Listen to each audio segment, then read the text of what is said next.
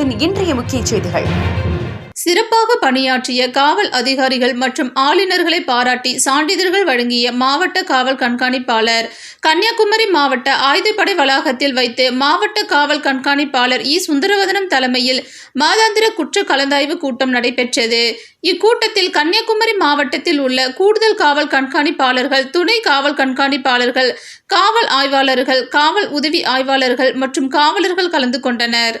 இக்கூட்டத்தில் மாவட்டத்தில் உள்ள அனைத்து வழக்குகளின் புலன் விசாரணை குறித்தும், நிலுவையில் உள்ள வழக்குகள் குறித்தும், கஞ்சா மற்றும் புகையிலை போன்ற போதைப் பொருட்கள் கடத்தல் மற்றும் விற்பனையில் ஈடுபடுபவர்கள் மீது கடும் நடவடிக்கை மேற்கொள்வது குறித்தும், பொது அமைதிக்கு பங்கம் விளைவிப்பவர்கள் மீது, ரவுடிகள் மீது மேற்கொள்ளப்பட்டு வரும் நடவடிக்கைகள் குறித்தும், நீதிமன்ற அலுவல்கள் குறித்தும் மற்றும் பல்வேறு நிகழ்வுகள் குறித்தும் ஆய்வு நடைபெற்றது. கொலை வழக்குகள், வழிப்பறி குற்றவாளிகள், இரவு மற்றும் பகல் கள்ளக்களவு குற்றவாளிகள், போக்கிரிகள் மற்றும் திட்டமிட்டு செயல்படும் குற்றவாளிகள் ஆகியோர்களை தொடர்ந்து கண்காணித்து முறையான நடவடிக்கை எடுக்க அறிவுறுத்தப்பட்டது. பொது இடங்களில் மது அருந்துபவர்கள் மீது கடும் நடவடிக்கை எடுக்க வேண்டும் என அறிவுறுத்தப்பட்டது. மது அருந்திவிட்டு வாகனம் ஓட்டுபவர் மீது அதிக எண்ணிக்கையிலான வழக்குகள் பதிய வேண்டும் என அறிவுறுத்தப்பட்டது.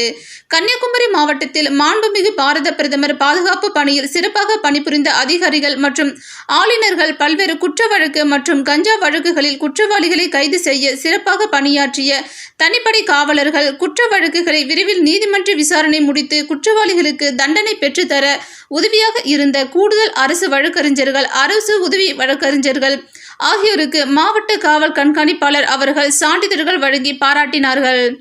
கன்னியாகுமரி மாவட்ட செய்தியாளர் சுரேஷ்குமார்.